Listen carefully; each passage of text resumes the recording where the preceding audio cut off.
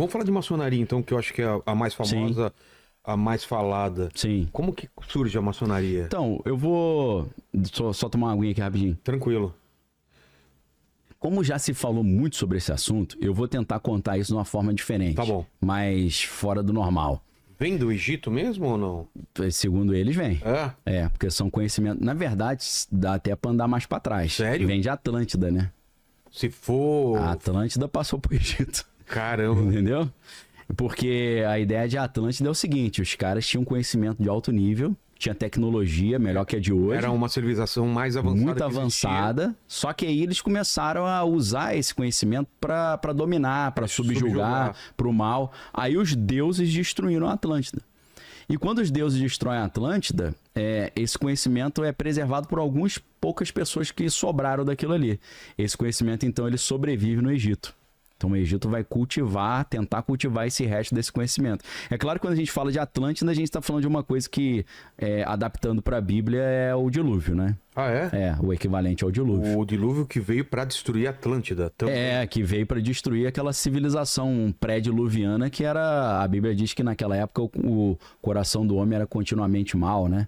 Entendi. A Bíblia fala em Gênesis 6, meu espírito não vai mais contender com o homem, porque ele é carne, e os seus dias são 120 anos. Então depois de 120 anos veio o dilúvio. Só que o dilúvio não exterminou todo mundo, sobraram algumas pessoas, né? Segundo a Bíblia, tinha 8 pessoas na arca, né? 4 homens e 4 mulheres, né? Noé, Sem, Cã e Jafé e as esposas deles, né? E de Cã saiu os cananeus e saíram também os egípcios, né? Porque um descendente de Cã chama Misraim. Misraim é o nome hebraico para o Egito. Inclusive é um nome no plural porque tinha o Reino do Norte e o Reino do Sul, por isso que é... Provavelmente teria algum conhecimento. Então, parece que esse conhecimento, o Cã e o Canaã, eles continuaram esse conhecimento. E aí o Egito foi fundado em cima desse resquício desse conhecimento, né?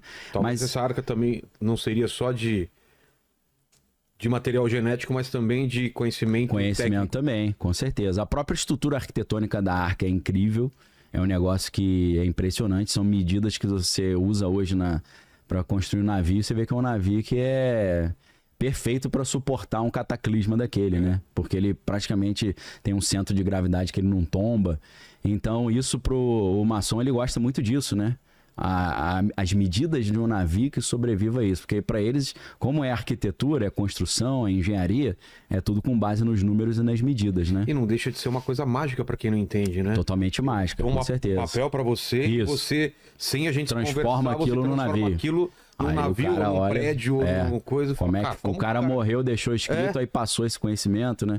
Pro analfabeto daquela época era uma coisa totalmente fora do comum. Imagino que para eles viam essas pessoas até como com dons sobrenaturais. Sim. Então, né, geralmente que os maçons vão falar, né? Que a maçonaria surge nessa época quando os pedentros, para não dar vantagem pro inimigo, né? O pessoal do exército escondia o conhecimento de como fazer armas, catapultas, para não dar vantagem pro inimigo. Até porque você imagina, né? Hoje a bomba atômica. Bomba atômica é um conhecimento secreto também, oculto. Dizem até que a bomba atômica não existe, alguns, né? Que é outra coisa. Como assim? Que não é uma bomba exatamente, é um outro tipo de tecnologia, porque alguns acham que pela física é impossível você criar uma bomba atômica. Eu acho ignorância isso. Tá. Né? Mas imagina se todos os países do mundo tivessem bomba atômica. Ia ser um negócio complicado, né? O cara acordou chateado com a mulher e joga a bomba atômica no vizinho. Então, tem um lado bom de certos poderes, é bom não estar na mão dos malucos, né? Mas eles vão dizer isso, que esse conhecimento foi passando, aí de Atlântida passou para o Egito, do Egito passou para os gregos, né? Principalmente o Pitágoras, que foi para o Egito estudar, né? Aprendeu a matemática lá. O Tales de Mileto, primeiro filósofo, aprendeu matemática e filosofia no Egito. Foi assim que ele conseguiu ser o primeiro grego que previu um eclipse. Ele chegou pros caras e falou, ano que vem, data tal, vai ter um eclipse. Os caras, vai nada. Aí teve, esse cara é um deus. Ele falou, não, fiz umas contas que eu aprendi no Egito lá, pô. Nossa. Entendeu? Então, esse conhecimento vai passando nos grandes impérios, né? Egito ali, Grécia, Babilônia, Império Medo-Persa. Aí depois para os romanos, dos romanos esse conhecimento se mistura um pouco ali com os árabes vão guardando alguns desses conhecimentos, conhecimentos não só de engenharia e de guerra, mas conhecimentos esotéricos também, né? Conhecimentos espirituais, porque segundo um maçom italiano chamado Leo Zagami, ele diz que a magia foi a primeira arma de guerra. Porque o primeiro jeito de você destruir o cara pra ele era você fez um feitiço pra destruir o cara. Não era. Não, segundo ele né? Tá. A magia é a primeira arma de guerra que já existiu. Você descobriu um jeito de fazer um feitiço pra destruir seu inimigo, né? E ele acredita nisso, né? Então, não é por outro motivo que existe também um vínculo entre as sociedades de espionagem e o ocultismo também. Porque existe todo isso é um universo. A gente pode depois separar um dia para falar só sobre isso. Ou se quiser dar uma palhinha hoje. Na América, na Alemanha nazista, o que os caras fizeram com experiências com essa parte sobre paranormal, percepção extrasensorial, né? Total. E na Rússia também, né? Os russos desenvolveram muito isso. Os alemães, né? Eles tinham as sociedades deles lá, Thule, né? Tinha o princípio do Vril. No caso dos alemães, eu já indiquei esse livro aqui, vou indicar de novo, que é As Relíquias Sagradas de Hitler, que é do Sean Kirkpatrick. Esse livro aí é sensacional, porque vai mostrar o quanto de ocultismo e de sobrenatural motivava aquele maluco a fazer aquilo que ele fazia. Tem até uma questão louca de Atlântida também envolvida. O quê? E sem esse conhecimento é difícil você entender o que esses caras estavam querendo na Alemanha. Porque eles tinham um entendimento que para o mundo evoluir espiritualmente, a humanidade precisava abandonar as civilizações pré-diluvianas. Aquela ideia que a Atlântida fez besteira, tinha que eliminar os caras. Sim. Dentro de algumas linhas esotéricas, os deuses não conseguiram eliminar todo mundo do mundo de Atlântida, porque sobraram o Noé e os filhos, pô. Então, qual que era um dos entendimentos do esoterismo que Mas talvez tenham sobrevivido mais também. Mas ali tem um detalhe, por quê? Dos 3 filhos de Noé, Sem, Cã e Jafé, de Sem, você sai os semitas. Tá. E aí, de Sem, ele tem um descendente chamado Éber, que aí vem os hebreus. Pô, vem tudo de lá, então. Aí qual é essa interpretação esotérica? Esses caras são pré-diluvianos. Estão no mundo ainda. Eles tinham que ter sido destruídos na Atlântida, pô. Então eles estão atrapalhando o mundo de evoluir, pô. Entendi. Aí o Hitler, naquela loucura dele, ele fala, temos que eliminar as civilizações pré-diluvianas que sobraram. Quem que era? Era o povo lá.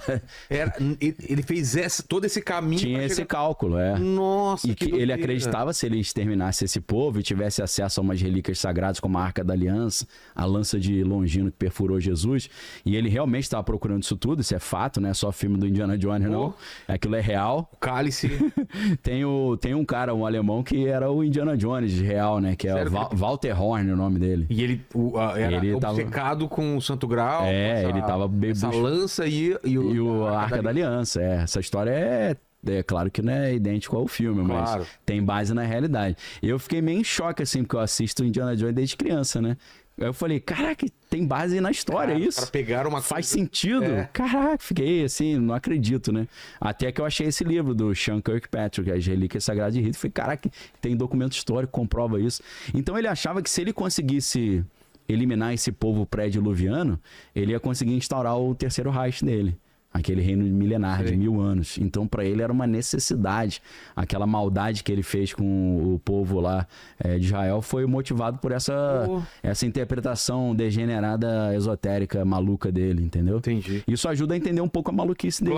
Claro que ele queria expropriar também os patrimônios dessa galera, tudo, né? Que eles tinham muito dinheiro. Mas o componente esotérico é muito forte. Ele tinha essa ideia de que existia uma energia chamada Vril, e se ele tivesse a posse dessa energia, ele seria invencível. Ele realmente acreditava nisso. Você tinha falado sobre magia, né? Sim, a primeira arma de guerra. Ele tinha esse pensamento. Mas tem as leis de Clarke que eu estava procurando aqui, porque eu já tinha ouvido falar nisso, né? Que o Clarke tem 3 leis e a terceira é qualquer tecnologia suficientemente avançada é indistinguível da magia. Do Arthur C. Clarke, né? Exato, porque se você tem uma tecnologia tão avançada, por exemplo, uma nave espacial, uma coisa... Sim. Para um povo antigo ou para a gente, pode parecer magia. Com certeza. Aparecer aqui, desaparecer aqui. Exato. A gente só não entende como aquilo aconteceu, mas não é magia. Sim. É uma tecnologia avançada, né? Não, então, isso aí que você falou, sumir aqui, aparecer ali, tem um gêniozinho lá, que eu esqueci o nome dele, lá do Vale do Silício, que ele criou uma startup que a proposta dele é a seguinte. O objetivo dele é provar que se os OVNIs existem, e eles conseguem sumir aqui e aparecer ali, ele tem uma proposta de uma explicação da física para isso. E a proposta é muito ousada, porque ele teria que fazer uma física da teoria de tudo. A unificação da física das coisas grandes, que é a teoria da relatividade do Einstein, da física com as coisas pequenas lá do Planck, da teoria dos quanta lá, que é a física quântica. Até hoje não conseguiram fazer essa conexão da física que rege as coisas muito grandes, as galáxias, os planetas, com a física que rege o mundo subatômico, né?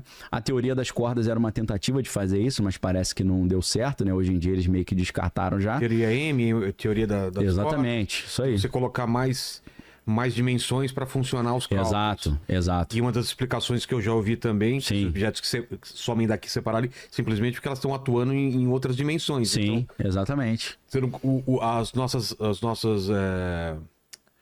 Os nossos sentidos não conseguem perceber essa mudança. Que está operando numa dimensão... Eles usam o exemplo do... Se você vivesse num mundo bidimensional e encontrasse um objeto tridimensional, você não veria ele como objeto tridimensional. Não consegue ver. Você veria fatias dele. Porque a gente está preso numa folha de papel. Isso. Aí uma esfera atravessa essa folha de papel, você não vê uma esfera. Você vê não tem nada. De repente, um círculo pequeno, vai aumentando o círculo, depois diminui e depois some. É por isso que a geometria desempenha um papel fundamental nisso aí. Porque para você entender as outras dimensões, você tem que entender muito geometria. Aí entra a teoria da supersimetria, entra uma geometria de altíssimo nível que você tem que pensar um objeto que está em 7 dimensões ao mesmo tempo. Mas você estava falando desse cara do Vale do Silício, esse cara está querendo dizer o seguinte, a teoria dele é interessantíssima, ele já conseguiu mais de 20 milhões de dólares para esse projeto. Para pesquisa? Para pesquisa dele, lá no Vale do Silício. A explicação dele é o seguinte, esses objetos que a gente interpreta como OVNIs, eles conseguem operar no macro as regras da física quântica. Pô! Entendeu? Porque na física quântica, uma partícula pode sumir aqui e aparecer lá. Né? Isso não é uma surpresa, não é estranho. O estranho é um objeto físico do tamanho de um carro sumir e aparecer lá.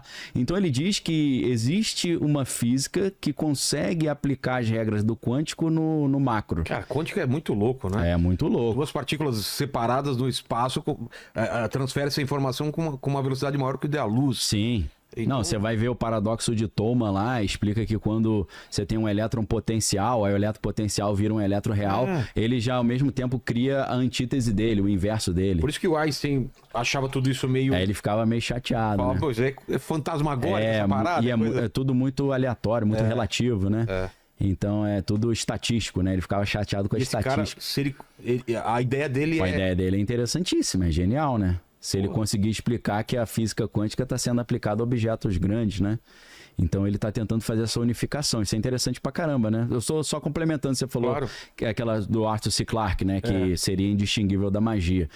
Mas é um pouco isso, né, cara? Hoje falando de física, né? Você tem o entrelaçamento quântico, né? Ou a ação fantasmagórica. Uma partícula aqui na Terra está conectada a uma partícula do outro lado do universo, que acontece com essa partícula, acontece com a outra instantaneamente. É muito estranho você imaginar isso, Total, né? Se fosse viajasse...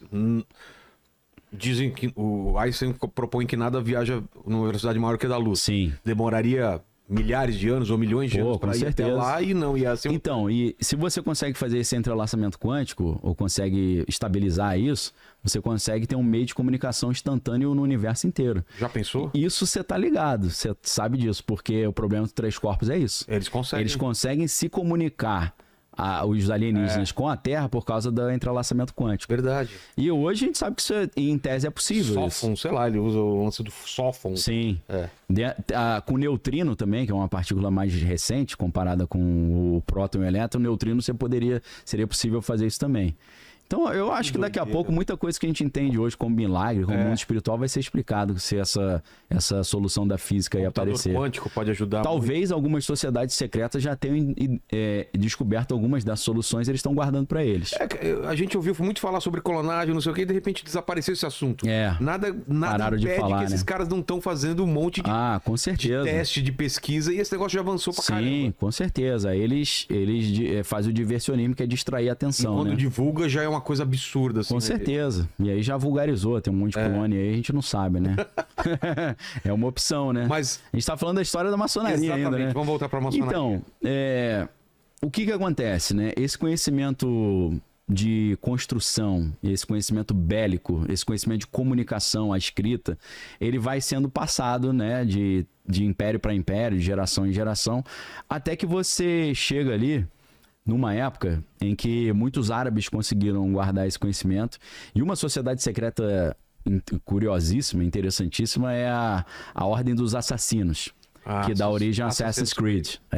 E dá origem também àquele Príncipe da Pérsia, né? Também?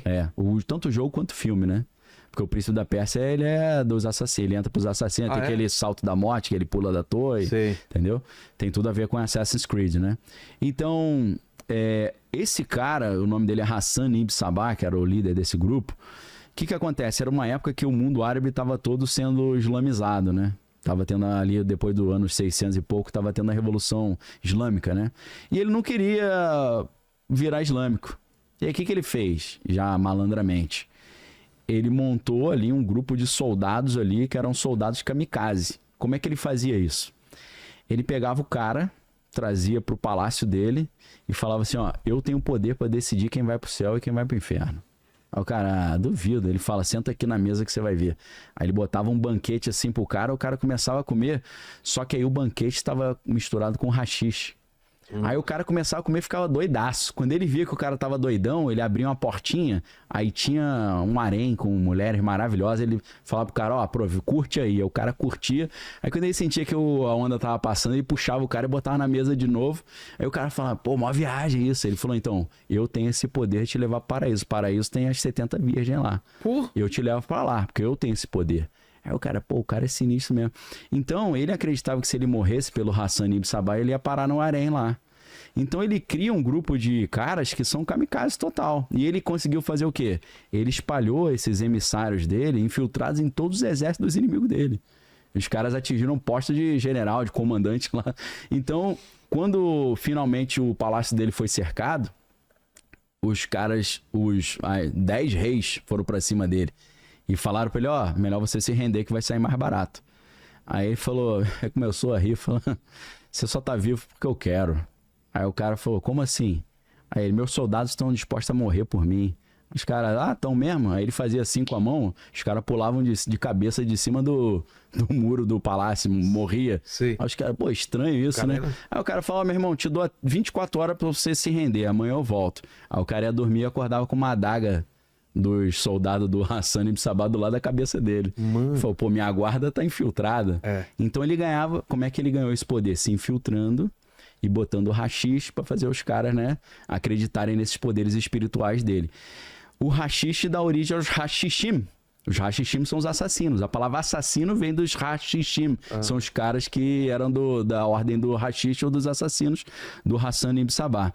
Esse cara, ele não apenas tinha esses conhecimentos de persuasão, manipulação, né, operação psicológica, utilizar entorpecente para dominar os caras, mas ele tinha conhecimentos ocultos também, de esoterismo, que vieram lá do mundo antigo. E foi com esses caras que os cavaleiros templários brigaram quando eles tentaram fazer as primeiras incursões na Terra Prometida, para as guerras de reconquista ali da Terra Prometida. Então, quando os templários foram para lá e foram lutar com esses caras, tomaram ali tomaram um sacode bonito. E aí eles falaram assim, né, se você não consegue vencer, junte-se a ele, né? Então ele falou, pô, me ensina essa parada aí. Eles aprenderam esse conhecimento, tanto bélico, quanto econômico, quanto esotérico. E aí eles, acumulando esse conhecimento e usando aquela estratégia que a gente falou antes, né? Poxa, pacificamos a rota da Europa para Jerusalém. Agora o ricão europeu, no mundo medieval, pode fazer uma viagem para Jerusalém e conhecer a terra de Jesus ali. Aí o cara saía lá com a carruagem, cheio de pedra de barra de ouro, prata, era roubado no meio do caminho. Aí os templários falavam, olha, quem controla as estradas somos nós. Então deixa o dinheiro com a gente aqui na Europa, toma esse recibo e você desconta lá o cheque lá em Jerusalém, entendeu? A gente não viaja aí, pega uns cartõezinhos Somebody Love pra caramba e bota o dinheiro ali no cartão e usa lá nos Estados Unidos. Os templários inventaram isso. Então os templários, eles ficaram muito poderosos. A ordem dos templários traz esse conhecimento que vem lá da Atlântida, passando pelo Egito. Eles aprendem a construir os prédios, os palácios, né, os castelos. Até que, como a gente falou, a igreja acha que eles estão muito poderosos, acaba com eles, né? Prende e mata o Jacques de Molay, que era o líder. E aí, alguns estudiosos dizem que nesse momento, o que eles fazem? Alguns conseguiram sobreviver, colocaram a sua riqueza em navios e mandaram lá para os confins lá da Escócia. E aí na Escócia eles continuam a cultivar esse conhecimento, que naquela época era muito mais um conhecimento operativo do que especulativo, né? Porque hoje se fala sobre maçonaria operativa em comparação com a maçonaria especulativa. O maçom operativo é o cara que sabe construir um prédio, um palácio, um castelo. Não só aprendia a arte da arquitetura e da engenharia, mas ele sabia os significados mágicos daqueles símbolos, do pentagrama, do obelisco e por aí vai. Mas aí o que acontece? Em 1717, na Escócia, né, em Londres, surge a primeira loja maçônica, né? Que aí é aquela loja principal que reúne esse conhecimento num rito chamado rito escocês. Por que é escocês? Porque, segundo essa teoria, os templários que tinham esse conhecimento, que sobreviveram, levaram o conhecimento para Escócia. Porque a Inglaterra, o Reino Unido, sendo uma ilha, ele acabou sendo refúgio para muitos grupos ali pagãos que foram perseguidos na época da Inquisição e na época que a igreja estava se tornando hegemônica, né? Você chega lá nos países nórdicos, o cara ele é devoto de Odin, fazia sacrifício humano. Os caras, não pode fazer isso aqui é pecado. Aí o cara se escondia na Inglaterra. Então foi refúgio para muitos grupos minoritários ali, grupos ocultistas. E não é por acaso que o Harry Potter, Led Zeppelin, Aleister Crowley, Lago Ness, Golden Dawn, tudo lá. Vem tudo dali, né? Porque ali virou a zona franca zona franca da galera à margem do cristianismo, né? Então, assim, a maçonaria, em tese, surge disso, né? Mas é claro que ela é muito mais do que isso, tem vários ritos diferentes. Você tem o rito o rito escocês é o mais famoso, que é esse que tem 32 e tem o grau 33 ali, o honorífico, dentro do rito do escocês, sim. Mas você tem o rito de York também, que tem 9 graus, se eu não estou enganado. Você tem o rito... você tem o rito moderno, você tem até rito brasileiro, rito francês, então tem uma série de ritos ali. Então a maçonaria não é uma coisa, existe uma comaçonaria, né? Uma maçonaria paralela, que aceita mulher também, assim como é baseada num grupo que surgiu na França chamado Les Droits Humains, né? Que é o Direitos Humanos. E aí esse grupo aceita mulher. Tem nos Estados Unidos tem um problema, porque até então a maçonaria não aceitava pessoas de cor ou pessoas de origem afro. Eles tinham esse negócio que se é real é ridículo, né? Até os maçons europeus falam, esses maçons americanos, palhaço, né? Não pode entrar certo tipo de pessoa, não entra. E aí tem uma maçonaria nos Estados Unidos chamada Priest Hall, que é uma maçonaria que entra pessoas de cor também. Talvez hoje eles já estejam aceitando, porque hoje em dia acho que não tem mais contexto pra tu mandar um migué desse, né? De falar que não pode, que é pegar mal pra caramba. Então tem vários tipos de maçonaria.